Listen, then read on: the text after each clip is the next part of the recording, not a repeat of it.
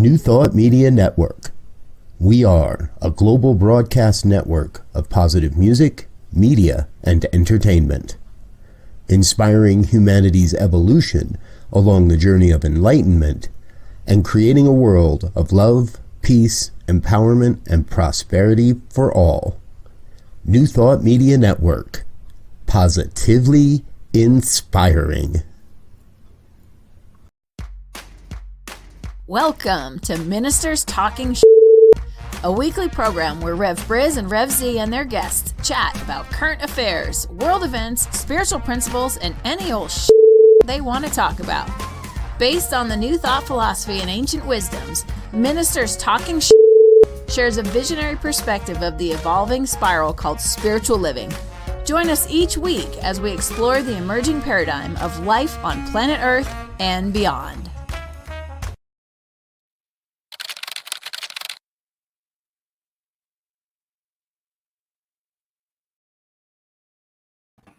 And good morning, dear ones. Rev BRZ over here. Rev Z right here. Rev B right here. And just Cheryl right here. And we're a whole bunch of ministers talking shit this morning, folks. This is New Thought Media Network.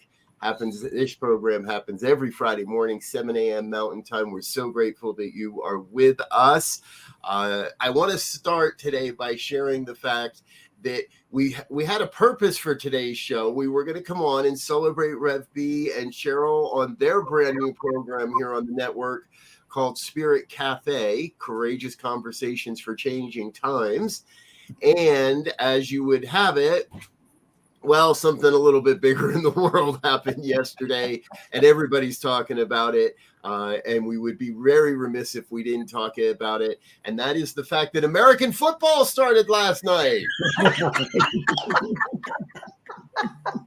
The biggest news worldwide. You're hilarious. We're having a lot of fun here in the back room this morning preparing folks. Both Rev B and Cheryl are from Canada, live in Canada now, run ministries in Canada. Rev B is with CSL on the Lake in Toronto. Cheryl is with Unity of Kitchener. And so, number one, we're really grateful from the network perspective. We're glad you're here, and we're glad you're demonstrating that there is life beyond our northern border here in the U.S. And that there is a collaboration with Unity and CSLs happening north of the border of the U.S. border as well. So, but Z, who won in the football game last night? Well, depends on who you voted for, whether you're happy or not. The reigning champions of the NFL, the Rams, lost horribly to the Buffalo Bills. Okay. Like a score of 30-10. I turned it off. I got disappointed. But it was a good start nonetheless, just because it was a start. We'll call that the Von Miller effect. Yes, he had 2 sacks, and they put some pressure on the Rams all night. So now, ladies, has Canadian football started for the season, or Canadian football is coming to a close. We have our final games in November.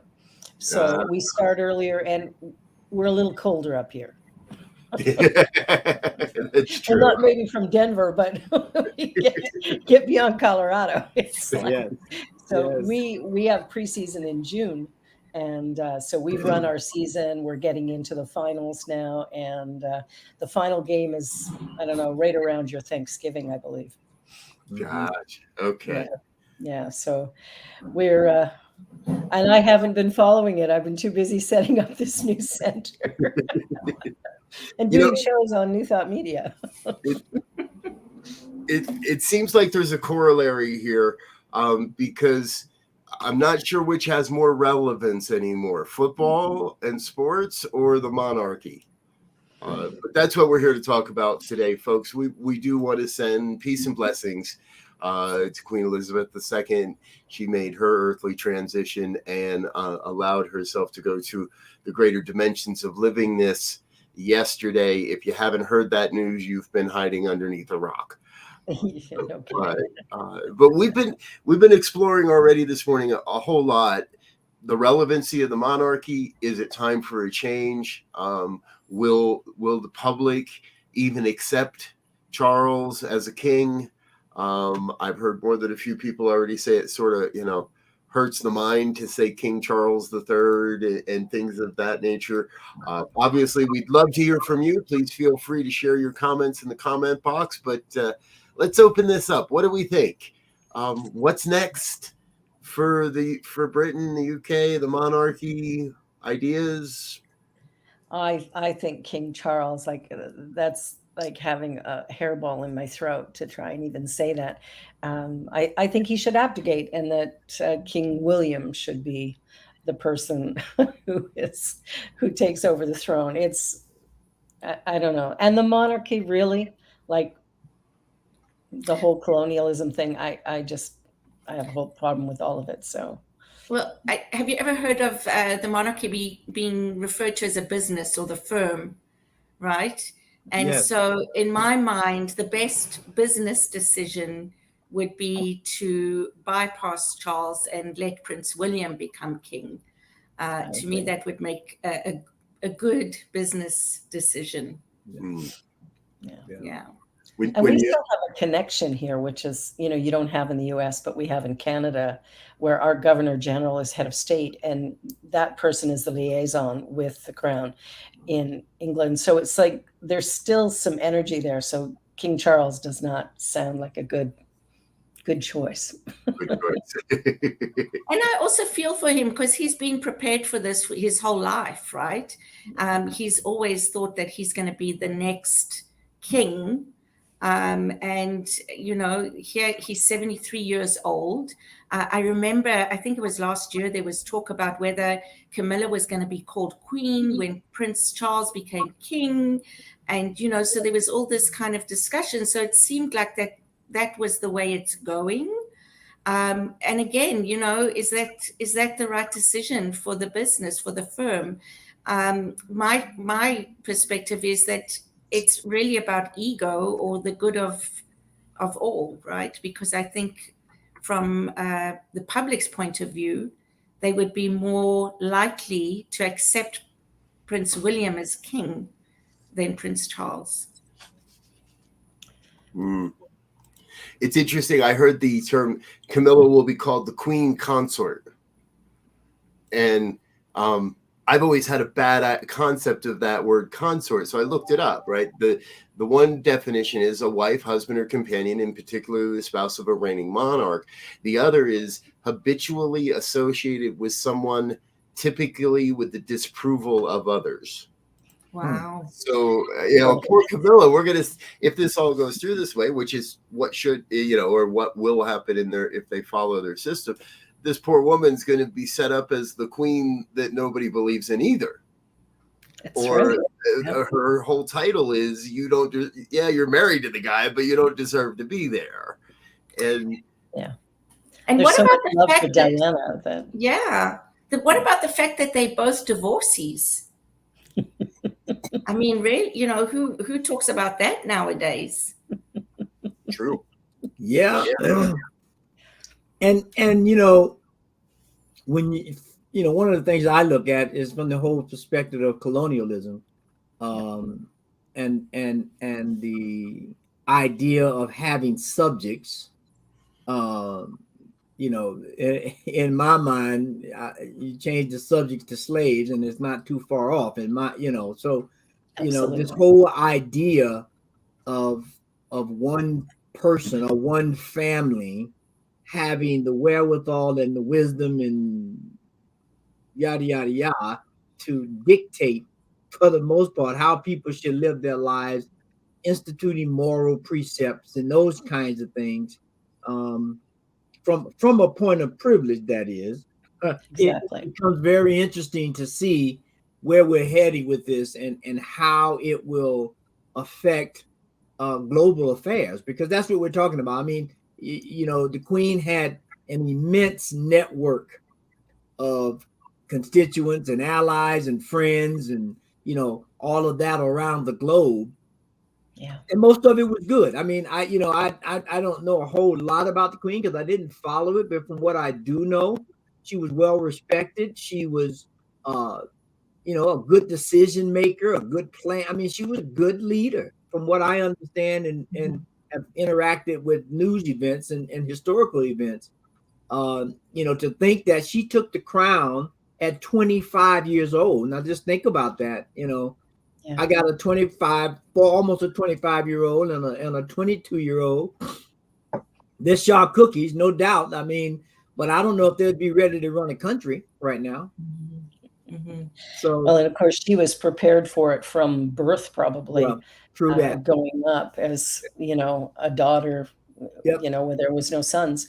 But I think, I agree with you. I think the whole white supremacy has been, fundamental in what they did over going around the world and taking over countries and making white right and Christianity right and all the rest of it, and ignoring all the other cultures and people. I think that for me is huge. Like, it's hard to experience Queen Elizabeth without looking at the world affairs, going, what England has done, the British Empire has done, really is like genocide. It's changed the world in that which we live.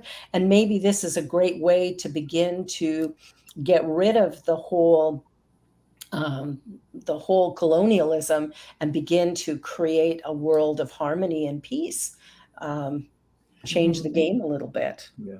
That part's huge for me. And in this whole conversation, I keep being reminded of the quote by Edward Abbey: absolute power corrupts absolutely all the time. Yeah. And that family has had absolute power, can do no, even when we know they've done wrong, they still can do no wrong. And there's been that absolute power. It has to have led to levels of corruption that we don't know about and we don't see, and we never will.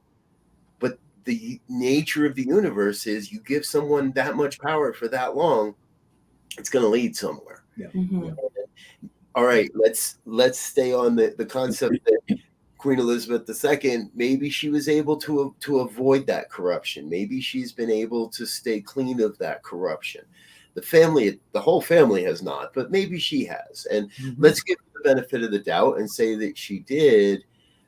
It still feels to me that we've had 20 years where she could have been making some change. Exactly. The writing's been on the wall for a long enough time now that colonialism needs to go away.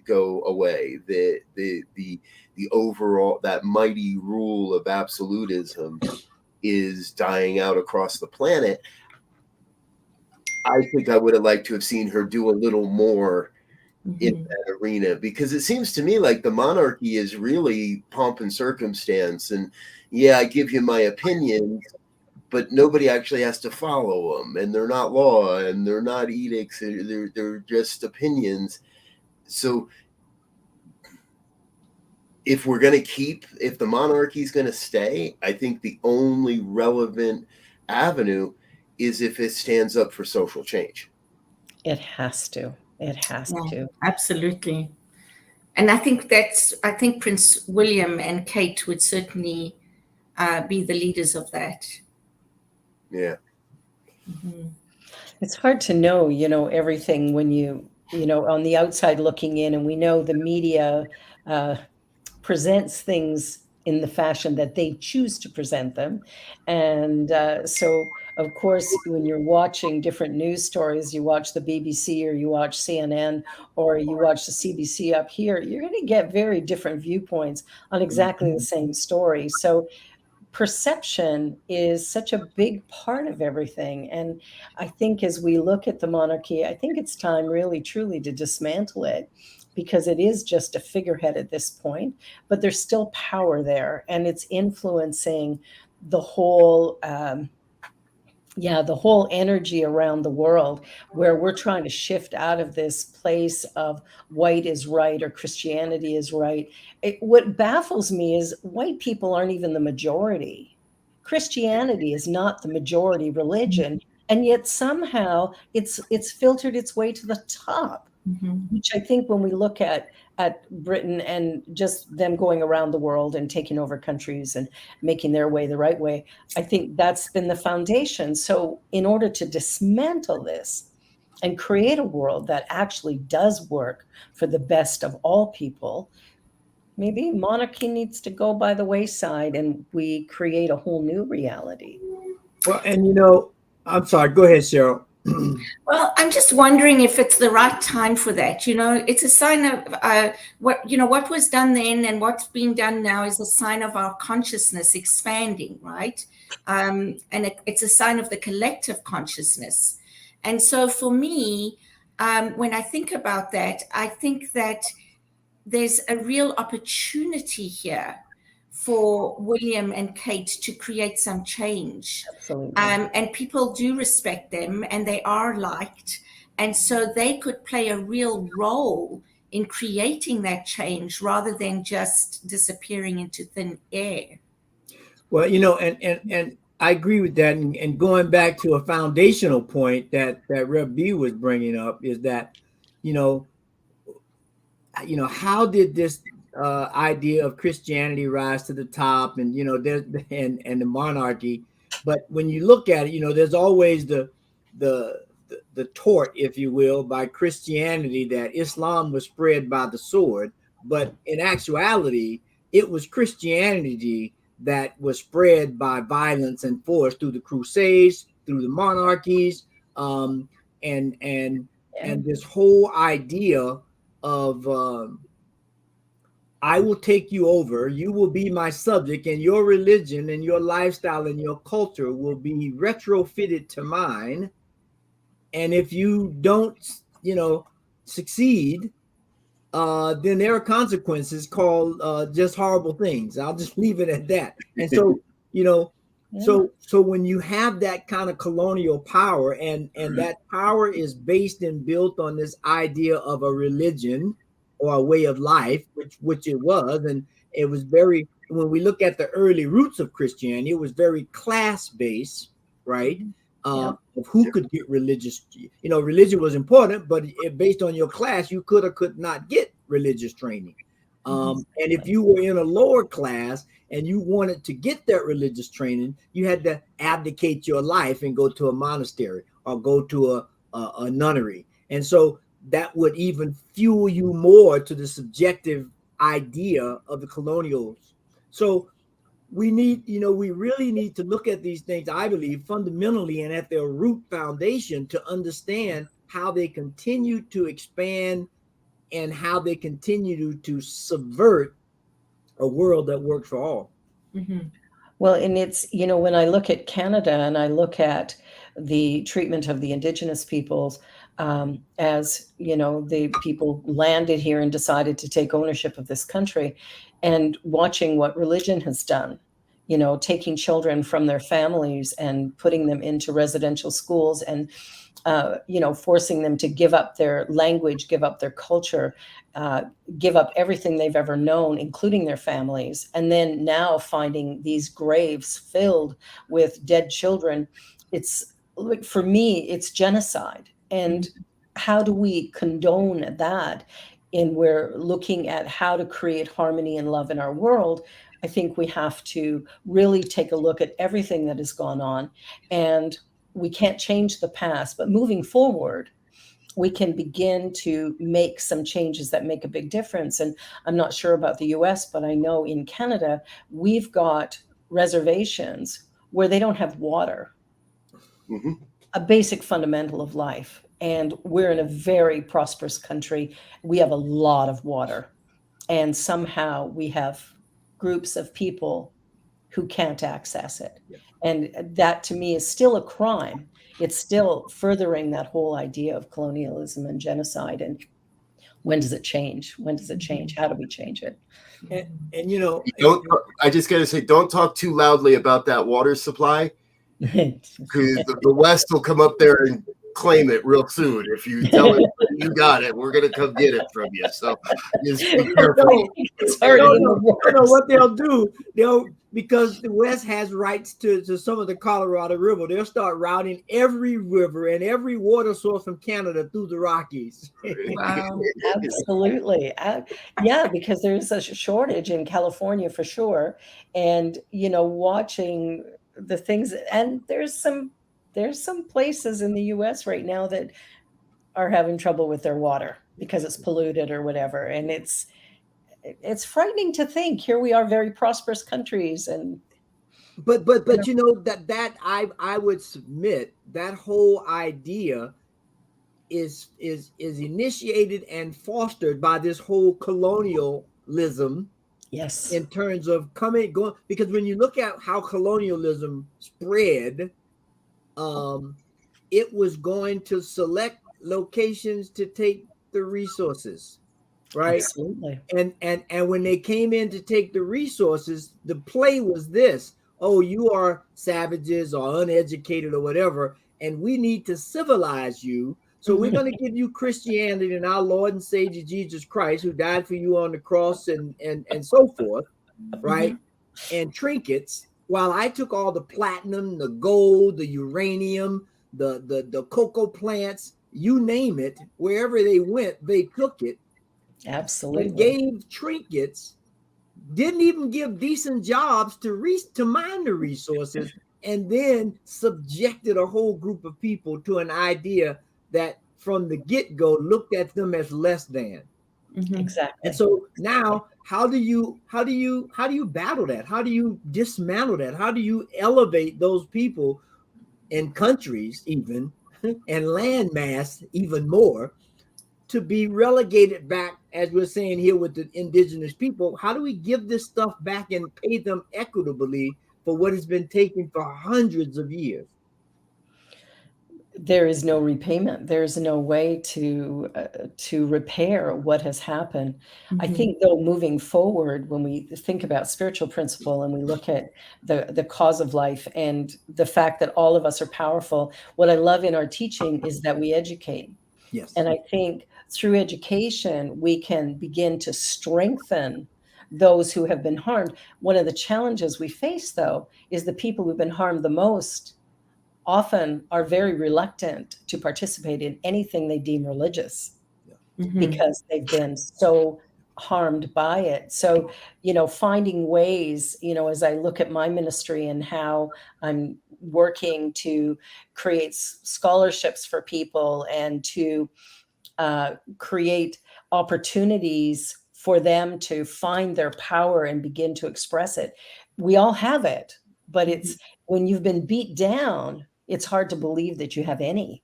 So we get to educate. And that is exactly the question that one of our dear friends is asking in the chat. Tracy Brown's here with us today, folks, and she says it is definitely time for spiritually grounded people to stop co-signing colonialism and its impact. Absolutely agree. And her question is, what do you suggest ministers do in their own ministries to educate and shift the conversation? Great question, Tracy. And Ozia looks like he's ready to dig into that one. Yeah, because that is the ultimate question, really, right? And I think we've been biting this elephant slowly, but I think what I would say, we have to begin to stop teaching religion. And let me tell you what I mean by that, because I look at religion at a set of laws, practices, and precepts. I agree. That creates a container for you to open up to a spiritual understanding. So who am I to tell you what containers or what tools to use, whether you use electrical more to cut your grass or gas more? That's up to you. What I want to do is teach you a way of life. And that's what we have to begin to teach, a way of life that you begin to use whatever tools you need to establish a way of life. And that way of life is, as Ernest said, if it promotes life, I'm for it. And I'm paraphrasing, but if it kills life or takes away from life, I'm not with it, right? And so that's the kind of a lifestyle we have to begin to teach as ministers and spiritual leaders or else we're going to continue the same pattern. It's just going to reconstitute itself. Mhm. Yeah, I agree completely. One of the things that I'm looking at, because Monday night will be the first time we do in-person plus Zoom and stuff. So, I'm looking at how to create an environment that is spiritual, not religious, but has that, powerful teaching. And the talk is, creating a life that matters. And so one of the things I have a woman who has African descent, who is coming in to do ceremony at the beginning of the service to welcome in the ancestors and everything. Because the truth is, we're all connected. We always have been, always will be. And I want to interrupt the paradigm of one way is the right way. And I want to open up the conversation to say, what if we begin to learn from each other, discover from each other? I want to have an indigenous drum group come in and do a whole drumming circle. I think we can begin to open conversations about what is spirituality when we begin to acknowledge our oneness rather than separating, right? My way is the best way. No, it isn't. It is a way. Yeah, and I mean the best way would be to be able to do that from an early age, right? To really model a way of life that's different, because Rev Z, I have to say, I admire the way you talk about religion. For me, religion is man-made, and I see religion as something that is used for power and control. So for me, I think people need to look beyond their nose, to really understand and see, because it blows my mind that a lot of people don't even know the history of Christianity. Like you say, the violence, the what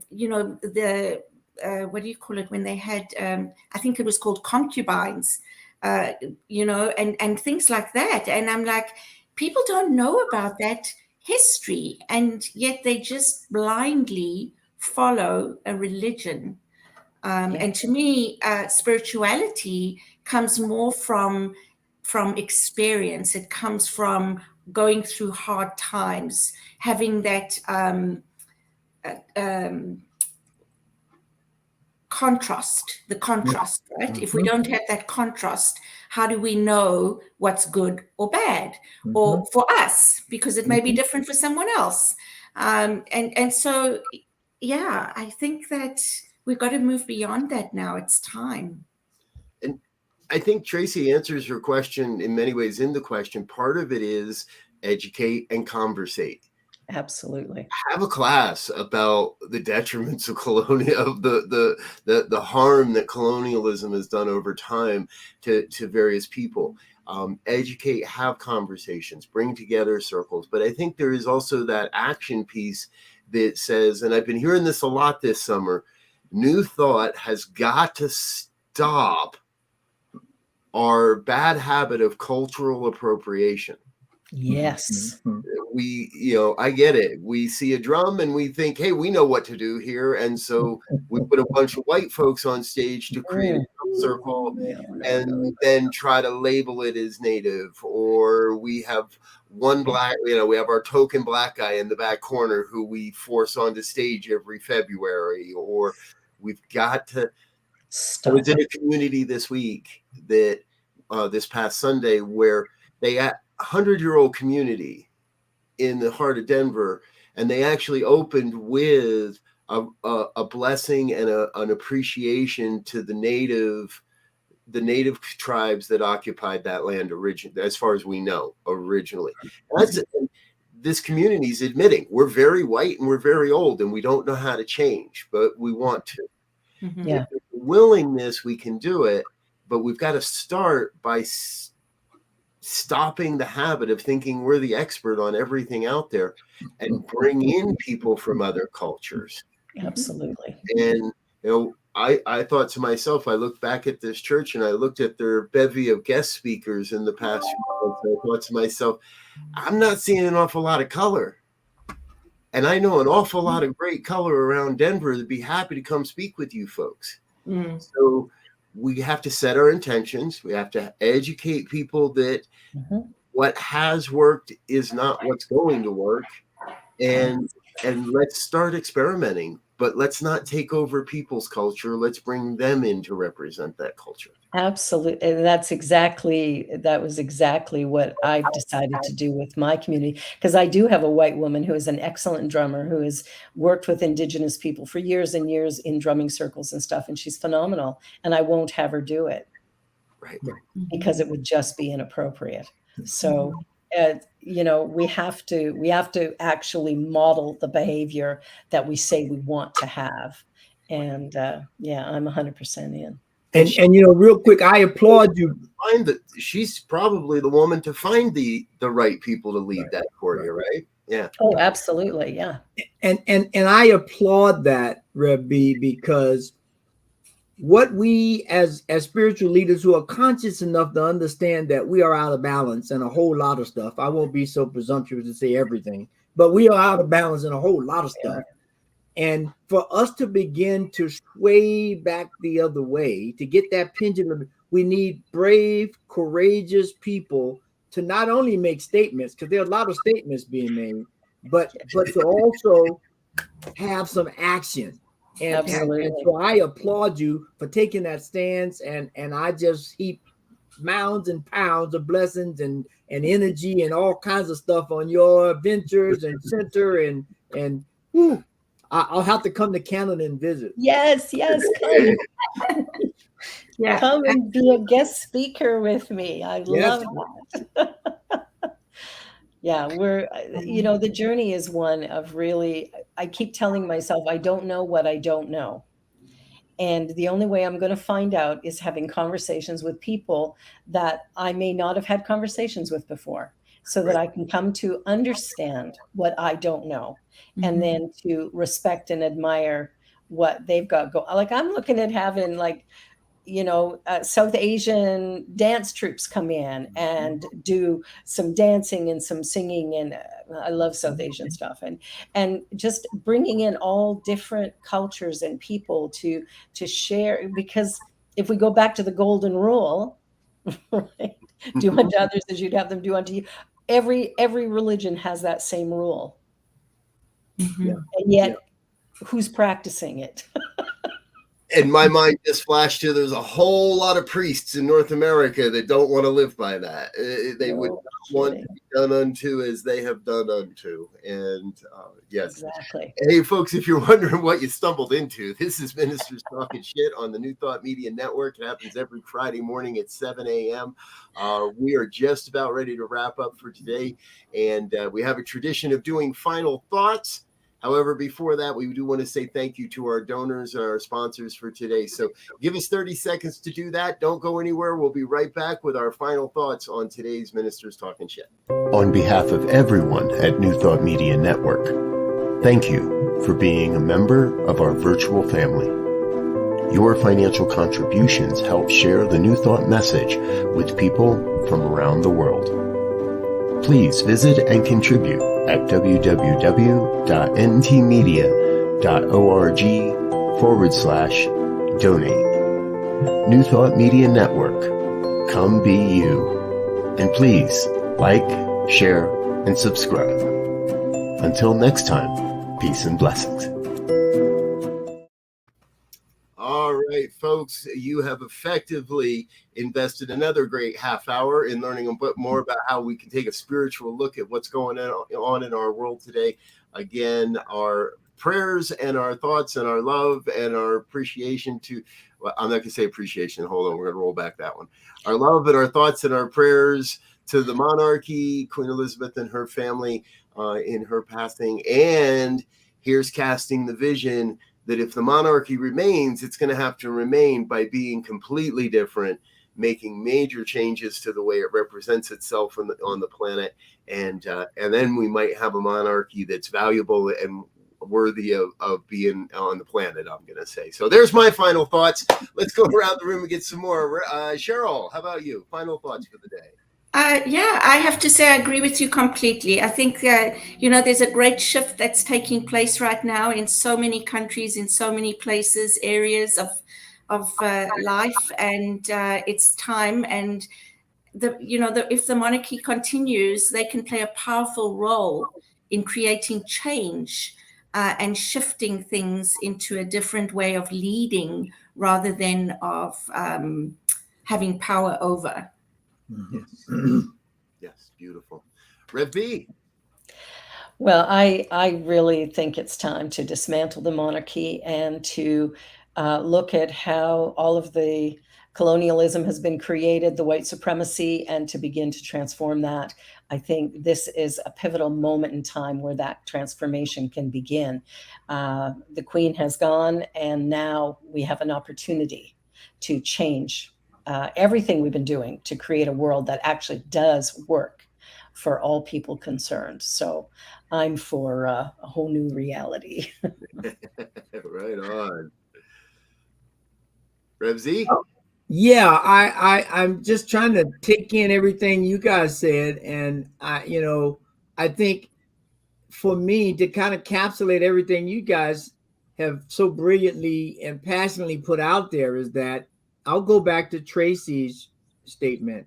We have to begin to educate ourselves, Yes. encourage others to educate themselves, and then let's sit down and have a educational, action-oriented conversation about how we begin to, not trying to call anybody out for ill. I mean, we could do that, but that's just going to create more separation. Let's have a conversation about things that aren't working for a totality of life and how we can begin to change our perspectives, our viewpoints, and most of all, our actions to create a world that works for all.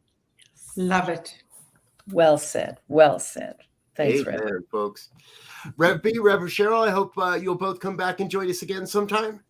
Absolutely. Thank you so much. Thanks for having us. Absolutely. Thank you for being with us here on a Friday morning, folks. And thank you out there that are watching for being with us as well. This is New Thought Media Network. We've got a full day of broadcasting as always.